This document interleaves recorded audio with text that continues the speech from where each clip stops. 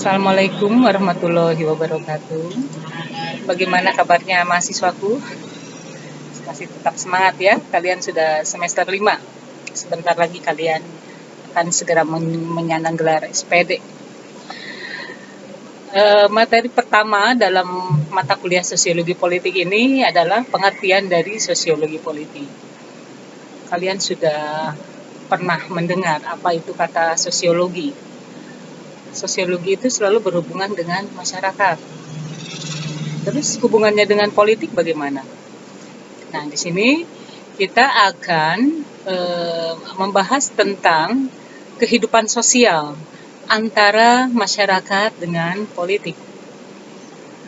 Yang kita tahu, politik itu adalah cara seseorang untuk mencapai suatu kekuasaan. Mengapa seseorang ingin berkuasa? Karena dia ingin membawa masyarakat yang nanti dikuasainya itu ke arah yang lebih baik. Nah, di sini dalam mencapai kekuasaan ini berbagai macam cara banyak dilakukan. Ya.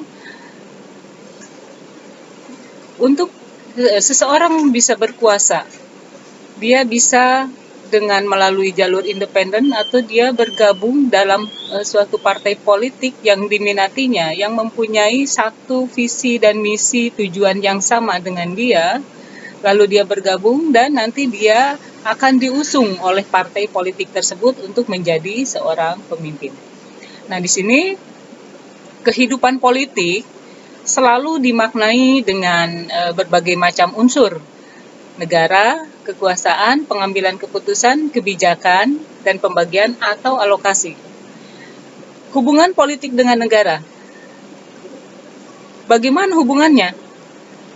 Politik dan negara itu selalu berhubungan, karena pada dasarnya seseorang berpolitik itu ada di dalam suatu negara dan tujuannya dia membawa negara tersebut ke arah yang lebih baik. Dia ingin menguasai negara tersebut. Terus politik berkaitan dengan pengambilan keputusan.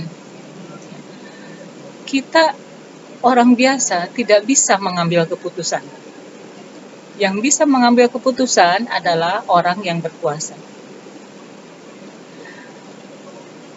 Ratusan ribuan kebijakan-kebijakan yang diambil oleh penguasa itu adalah hasil dari proses politik. Begitupun dengan kebijakan. Berikutnya, politik berkaitan dengan pembagian. Pembagian di sini, kalau misalkan kita lihat, ada pembagian jabatan. Dan walaupun pembagian jabatan ini biasanya melalui proses politik juga. Terus ada alokasi anggaran biasanya. Nah, di sini penguasa itu akan berusaha mengalokasikan anggaran-anggaran penting yang berkaitan dengan kehidupan negara. Misalkan begini, jatah untuk anggaran pendidikan, jatah untuk anggaran kesehatan, untuk infrastruktur, untuk anggaran bencana alam, dan lain sebagainya. Mereka bisa menentukan. Nah, di sini politik juga dapat dikatakan sebagai suatu kegiatan yang terjadi dalam suatu negara dalam menjalankan sistem politiknya untuk mencapai suatu tujuan bersama. Dalam mencapai tujuan bersama tersebut, maka negara harus membuat sebuah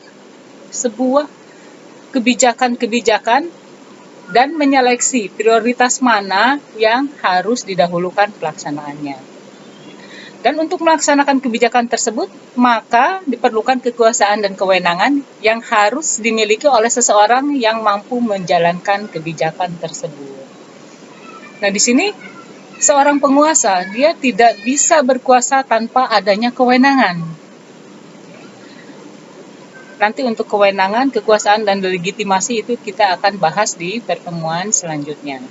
Nah, sekarang pertanyaan saya untuk forum diskusi pertemuan satu ini, bagaimana menurut pemahaman Anda apa itu politik dan apa hubungannya dengan masyarakat.